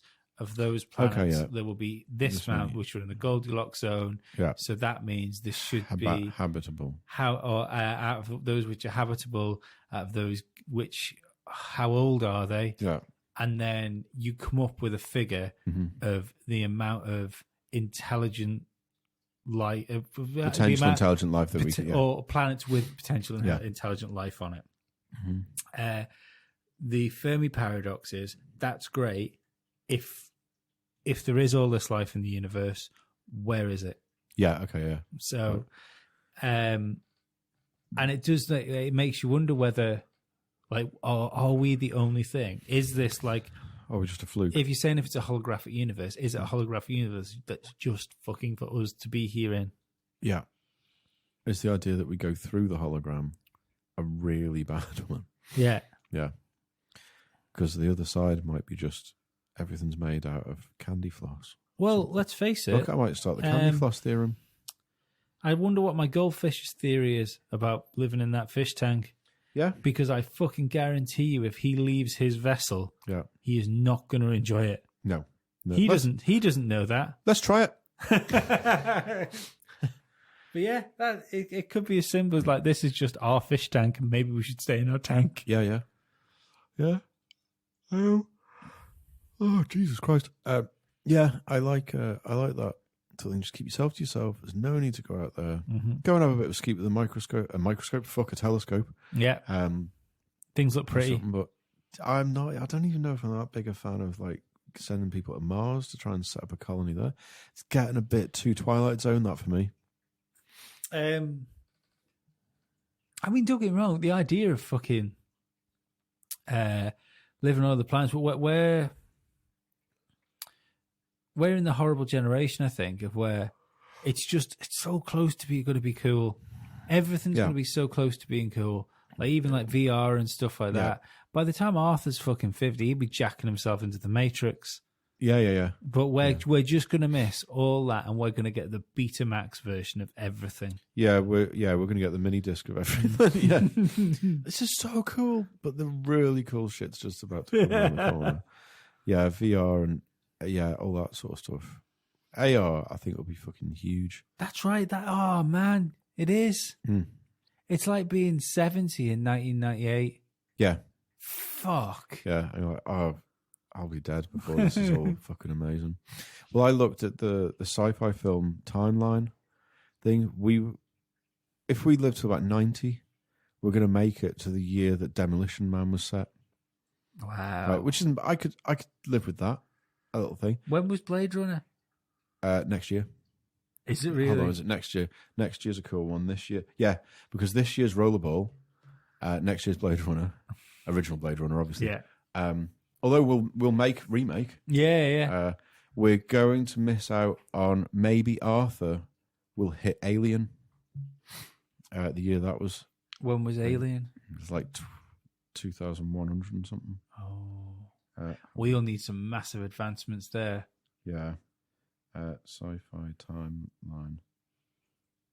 So we've got. Oh, come on, blow up. So 2032 will be Demolition Man. I reckon we'll be about 80, 90 by then. Yeah. After that, the ones Arthur's definitely going to hit are V for Vendetta, which was 2038, Event Horizon, which is 2047, Minority Report, which is a bit of a scary idea. Hang on. When was Demolition Man? 2032. Well, we won't be 80 then, will we? Hold on. Oh, fuck, I've got to do maths now. It's 2018 now. It's going to be 2020 in 2 years. Oh, yeah. Oh, fuck, when do we get to then? We'll be in our fucking 50s. Hold on. Oh, we've got this fucking covered, haven't we? We'll be the same age as Sly then. Yes. Yeah. Yeah. So let's say 1983 add. Fuck it, let's say 90. Oh, Christ, we've got... What are we going to get right up to? Oh, if we live to a 90, that's 2073. We'll hit Demolition Man. We'll hit... we'll just miss out on Total Recall. Which is 2084. And realistically, I think... I mean, neither of us are investing in this making 90. No, I know, yeah. So we should probably look to 80 and cross our fingers. Okay, 2063. We can still... Yeah, Minority Report. That's as far as we'll go. It's a bit of a bastard because I could have done with something a bit better. It's a bit of a bastard because realistically, that's all we're going to see as well, is that fucking horrible dystopian... Yeah. Like, thought crime bollocks. That's, I think we're nearly there anyway. We're a little bit ahead of time. Yeah. As soon as you start getting the what do you call it? As soon as Google Glass came out, and it was one of those things where you'd start looking around and it's going to fucking record everything you're looking at. And you go, oh, I've never even seen her before. And it's like, there you are checking out her ass, you murderer. You're really knackered then. But I like the idea that we've got Blade Runner next year. What if wearable technology? Yeah. You know how when you meet somebody you fancy, like your pulse rate race goes up, like blood goes to different places of your body, your cheeks get rosy. Into your penis. Yeah. Yep. Or your vagina. So what if wearable technology gets to the point of where not only can it read like those sort of things going on, it can tell the difference between like, oh, she's pretty, and it could do. Yeah. Your blood flow has. Imagine it start reading things out. Yeah. You know, your heart rate monitor feel like your Fitbit or whatever at the moment. Like your blood flow has increased. Martin, there is a lot of blood going to your penis. Shut the fuck up. It's difficult enough to hide as it is. Yeah. I can see those sort of things. Help, he's having a cardiac arrest. But then what if that data is then available to other people? Oh yeah. Well, that's the thing, isn't it? So you get that's like the next level Tinder thing, isn't it? Where you go, oh, is he a match? Mm-hmm. And they get to go, his heart rate is such and such. No, because I think that's... What do you make of the Facebook dating thing? There's a Facebook dating They're starting up Facebook dating, yeah. I don't know how it works, but I'm assuming it will troll through your friends and mutual friends and pick out all the things you're interested in. That is going to destroy so many relationships. Oh, isn't it just? Oh, my God. Because even mutual friends alone.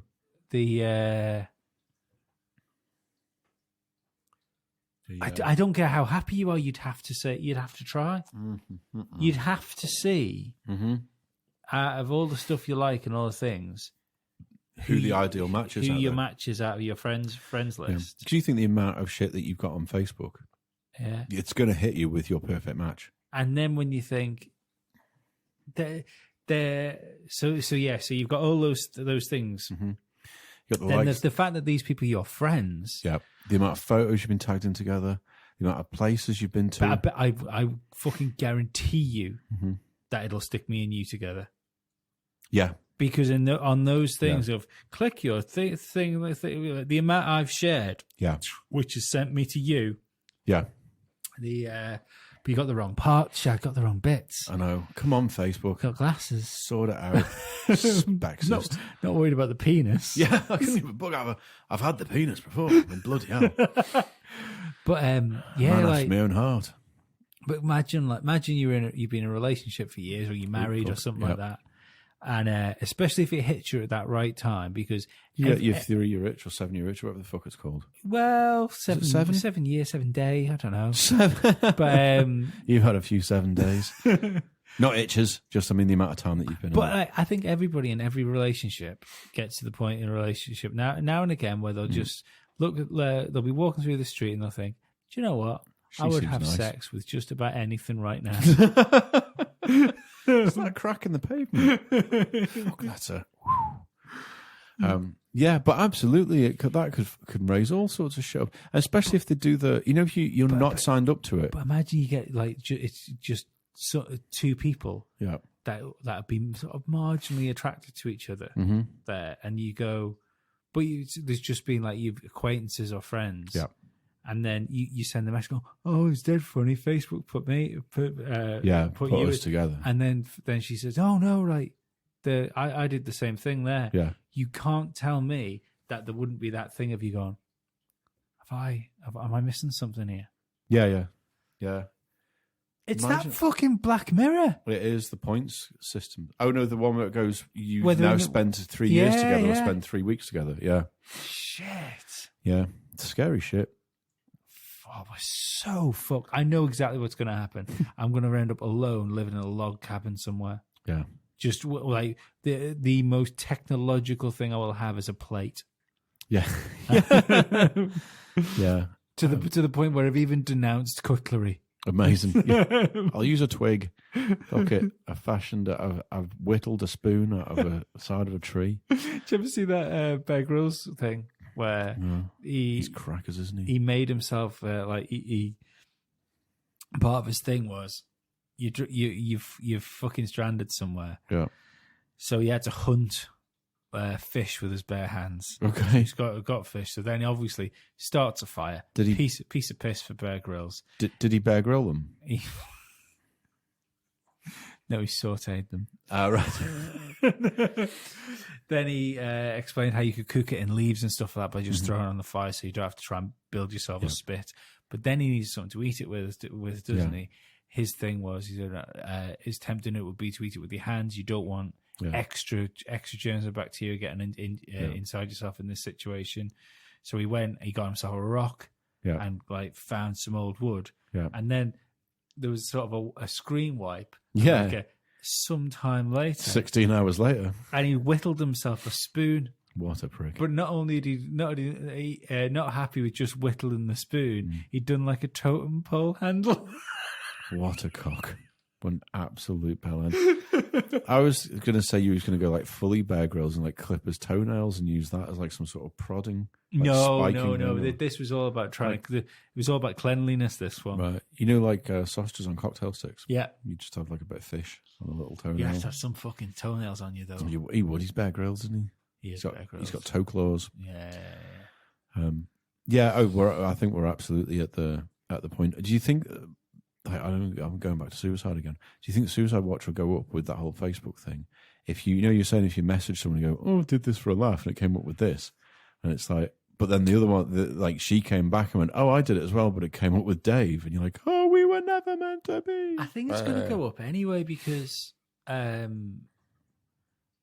think the more people born into it, where it's always been around. Is the more daunting this stuff. Mm-hmm. That's the Black Mirror stuff, isn't it? Where it's like we can see everything you do and we've recorded it. Yeah. I mean, suicide rate is fucking ridiculous, isn't it? Yeah. And I think part of the issue is obviously mental health is a massive thing that shouldn't be fucking played down by any stretch of the imagination. No. But the thing is, it's always like, mental health problems are a big issue, which they are. Yeah. But no one wants to talk about change about it. No one wants to talk about why they are. Yeah. And the reason that why they are is because life's generally shit. Yeah, I'll give you that. And I don't think that there's not enough emphasis on things like that. Is where people say, well, why? Well, why is because people are forced to go in general to a place where they don't want to be for at least 8 hours a day. Yeah. Most people will go in early so they can try and get their work finished. People are knocking a 10-hour day. Knocking a 10-hour day a day in the same place with people that they don't want to be with. Yeah. Having interactions that really mean nothing because nobody can really be nice to each other because they all want each other's pay rise. Yeah. It's a fight to the top. Yeah, and then people wonder why they're unhappy with it all. Yeah. Yeah. It's fucking awful. It is. Yeah. Fucking Western dream. I don't even know how long we've been going for, but what a way to end tonight's podcast. It's all just fucking shit. Well, that didn't even come from me for a change this week. But do you know what? I do think there's a solace to it. If you can look through it all and go, do you know what? It's fucking rubbish, all this. Yeah.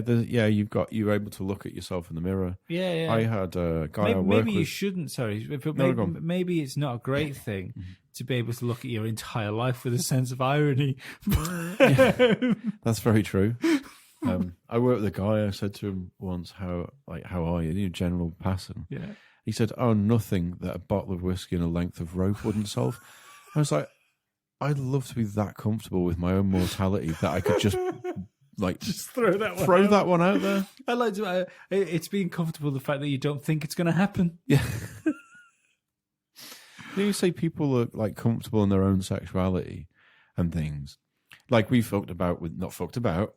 We think like when we were at the Battle of the Bands thing, and someone took a photo, I was like, oh, don't we look like a couple? Yeah. Or just like even the thing in that like public forum of like a Facebook comment, and we're Yeah. like, oh yeah, but we are a couple kind of Yeah, thing. yeah. Imagine being that comfortable, not in your sexuality, but in your own like, I'm gonna die soon, so why worry about it? That you just like, oh, you know, nothing that fucking car and a tube running from the exhaust pipe isn't going to solve. I'd quite like that, because I think a lot of life stresses are people worrying about getting old and whether they've achieved things in life. And if you can already say, well, do you know what? I've done my best. If I die tomorrow, it's all right. I think there's a massive amount of people that have no interests. I think that's a massive problem. Yeah. I'd love to know. I'd love to know what the statistics are for people that have, like, I use the term obsessive interest. Okay. Not as in like train collectors. Like, I'm interested in wrestling, for instance. Yeah. Yeah. But it's a passing interest. Yeah, of course, yeah.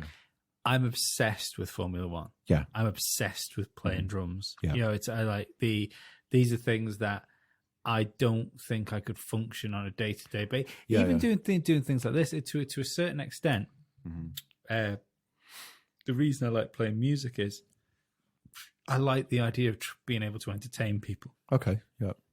You got that with this as well. Yeah. So I'd like to know the statistics of people that are obsessive over something. Yeah. Hobby-wise. Yeah. I wonder what the suicide rate is, or depression rate, between people that are obsessive over things that they enjoy doing and do them, and people that just really don't give a fuck about anything. You're like your Saturday night telly watchers, who don't are like, oh, did you see that? Wasn't it so good? And you're like, that's your level of so good. Yeah. Jesus, right? Yeah. And I think it's even one of the reasons I like doing podcasts now, which I'd never thought about before. I think I said this on the podcast the other week, is if like any listener listen to this now, just think to yourself, when was the last time you sat down and had a 2-hour uninterrupted conversation with somebody without a television on, without looking at your phone? Yeah. I bet you can't fucking remember it. Yeah, it's a long time, isn't it? And I think that's one of the nice things about doing podcasts and things like that. The crazy thing is, it's a massive amount of technology that allows it to happen. Yeah. But you're blanking it. But it's a massive amount of technology which is allowing you to have this 2-hour gap where you don't use it. Yeah. Yeah, that's the thing. I think it's quite cathartic as well to have. Like, obviously, you got the Formula One is, I imagine, quite structured, and you've got a lot of notes and things you go through. So it's like, okay, we've got these topics, but then something like this, we had topics, but we didn't really keep to them. So it is just, we had a load of topics and we fucking forgot them all. We've lost. But you do the 2 hours of talking, and it's just us having a bit of a chat, kind of thing, which I think is quite nice as well. So it's not like, right, we're here to talk about this, and this, and this, and this. Then you've got to deal with the narcissism that you think that 2 hours of you talking is entertaining enough for people to listen to. Yeah, I still don't even really think about it like that. You know, when you say, oh, we had 200 listens here, I'm like, that's a lot of fucking people to listen to just what is essentially me and you in your dining room. Then, because that's how I always see it, and how I saw it when you first mentioned it. Studio A is just that thing of let's just have a catch up. Studio's going to get revamped after I come back from holiday. Nice. What are you doing with it? Paint it. No, I want to paint it. Want to get some new foam. Getting you some new acoustic foam in. Okay. Stop the cats from scratching the shit out of it. Yeah, hopefully. They've fucked lots of it, haven't they? But no, I want to get some nice cool stuff on the wall. Make it a bit more studio-y. Cool. The place I got my hoodies from the other day, Last Exit to Nowhere. Fucking nice. They also do posters and things, but of like graphic artists that have done their interpretations of film posters. Wow. So there's a really good big one, which I thought of that thing we were talking about, the Peeler before, because it's just the fucking guy, the Zoltar guy. Yeah. It's like, oh shit, that's good. Big could be misconstrued as well. When your guy moves in with Tom Hanks. Yeah. and the woman having a relationship with the 13-year-old boy. Well, any of that's dark because it's like, so who's the grown up you live with? Oh no, he's not a grown up. He told me he's my friend. Yeah. But he's in a big body. Yeah, but it's okay because we play with toys, and he's got a big keyboard. It's just a fucking thing, isn't it? It's a studio apartment version of Neverland. He's got, what's he got? A pinball machine, a trampoline. Oh, I fucking bet he has. At least Michael Jackson had the fucking decency to hide it behind a boot cupboard. Yeah. Putting the holes in the Michael wall. Jackson should have had a bat cave. Oh, he must have. I bet Prince had one. Not for sexy times or anything. I bet Prince had sexy times when and where he wanted it. Yeah. The world was his sexy time bat cave. It was, wasn't it? Yeah, he always took that the world is my oyster thing a bit too. Did I show you that video of Prince? Shagging something. Doing the, was it? I might be wrong. Okay. But I'm going to say it was While My Guitar Gently Weeps. Yeah, I've seen a video of him doing that, yeah. Where he throws his guitar at the end. Yeah. It's just the coolest thing in the world. Yeah. Oh, he was amazing. But that's the way you leave the stage. Yeah. You hit your tuner pedal and then just throw your guitar in the air because you know someone behind you will catch it. Yeah. So you've handpicked your crew. You know they're on it. Yeah. They're there like start and block like an Olympic 100 meters. It's like, Chuck, go. Yeah. And what I admire about Prince is he's who we talked about Johnny Depp last week when we said like there's points where you go over and you become Johnny Depp. Oh yeah. Johnny Depp now. Yeah. And he never did. No, he never crossed the line. Yeah. He kept himself. And it could have been so easy. It could have been. Yeah, with him it could have been. He's one I'm not like I don't own any albums or anything, but every time you hear a song, I've lost count how many times I've heard Purple Rain. But every time it starts up and you're like, oh, it's Purple Rain again. And you're a minute in, you're 2 minutes in, you're like, fuck, this is a good song, isn't it? Jesus Christ. I think you got to go a long way to find a better all-rounder. Yeah. Singer, songwriter, guitarist. And performer. Incredible. I mean, not even Jacko could play the instruments. No. He used to beatboxing, didn't he? Yeah. Prince was just fucking amazing.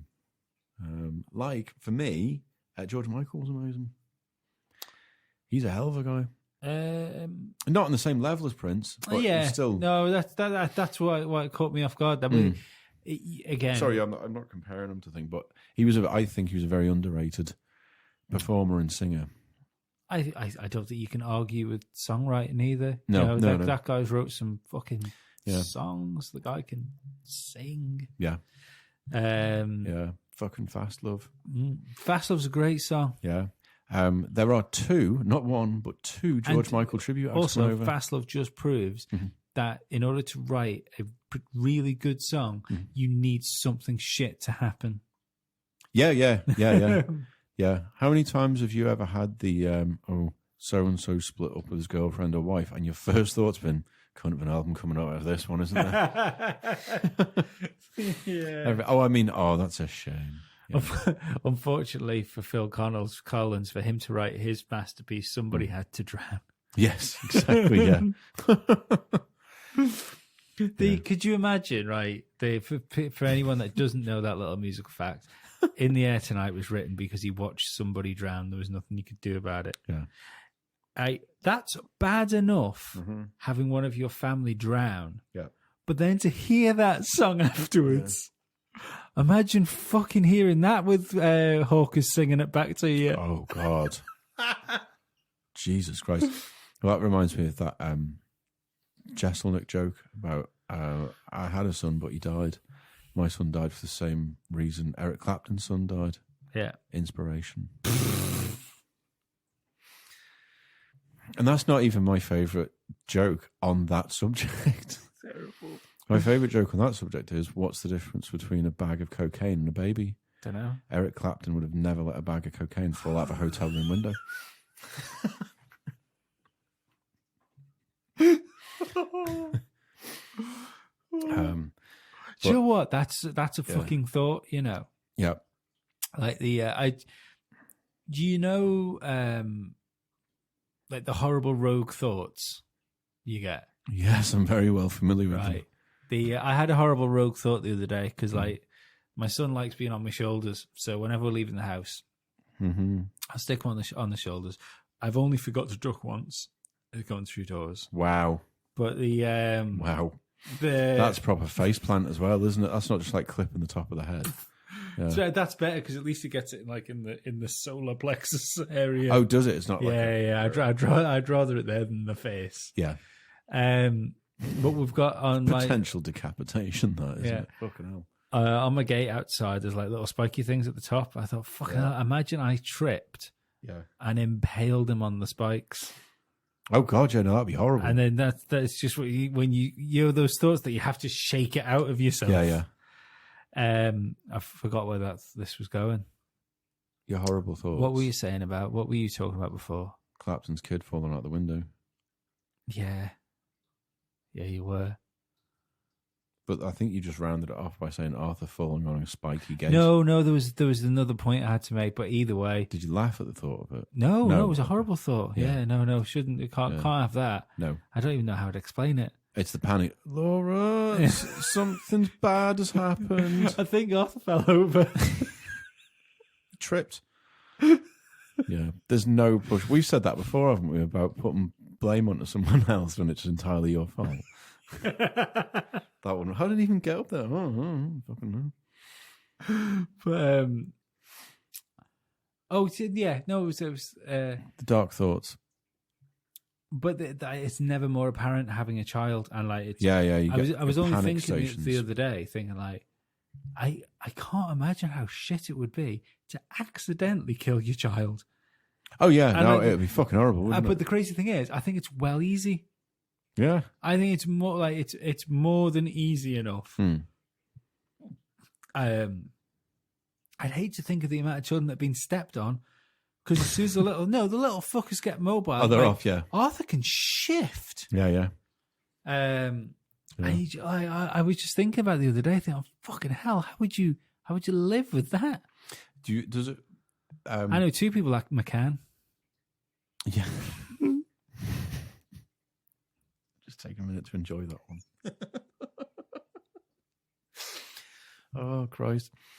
I'm surprised you don't hear more stories of. Do you ever? I don't know if you do this or not. You wake up in the middle of the night because he's crying, and you go, "Oh fuck it, just come into bed with us."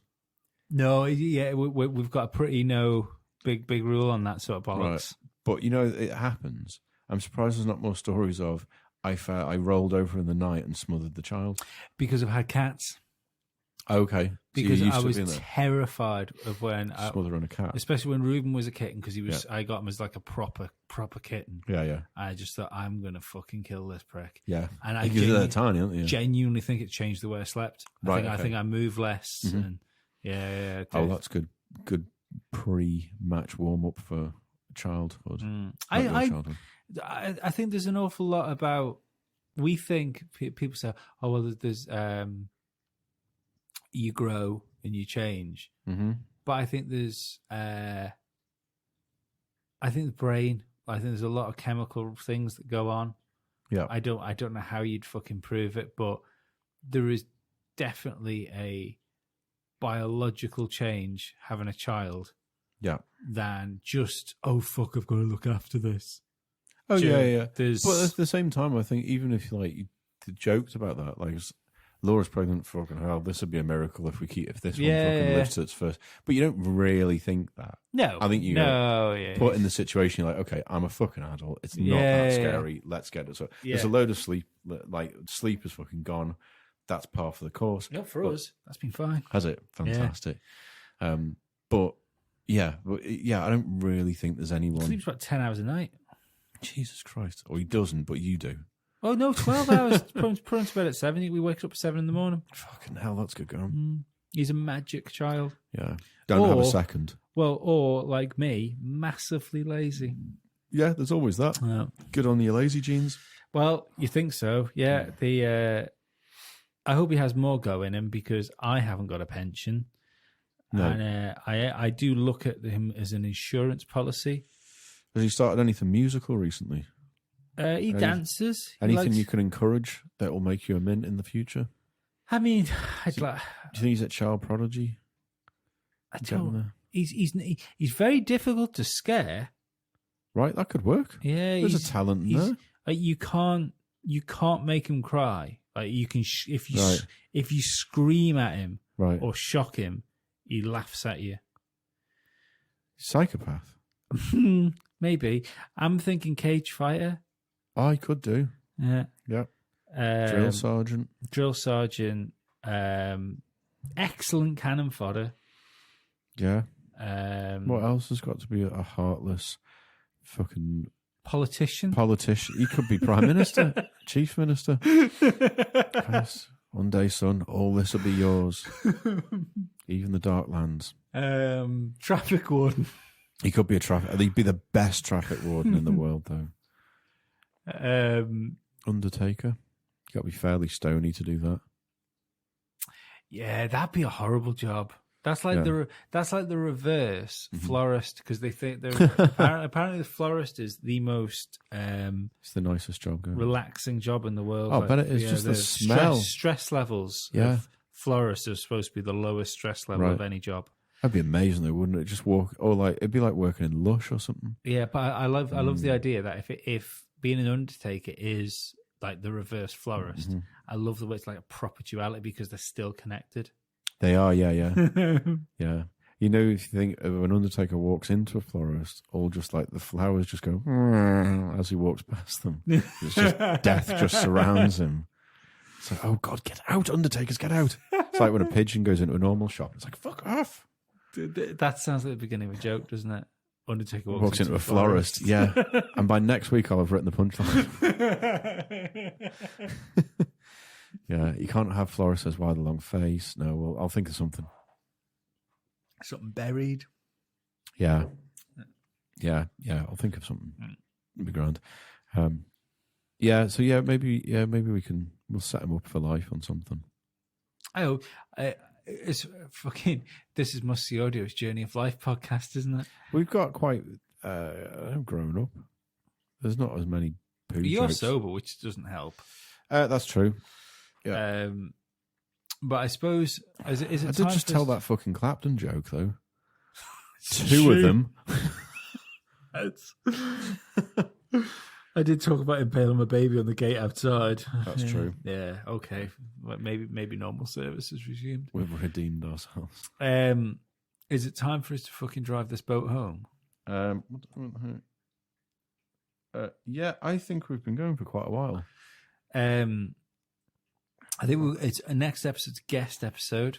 Did he get back to you? I don't know because my phone's recording the video and it's on thingy mode. Yeah. So guest to be confirmed, but we will have a guest on the show next week. Yep. Go and make if you want to get in touch with us. We don't run a Twitter. We've got a Facebook for this, but it's. I can't be arsed updating. I really dislike Facebook now. Right. Just as a platform. I'm not being like, oh, aren't they fucking terrible stealing data? Yeah. Because if you didn't know that was going on, that's kind of your problem. Yeah.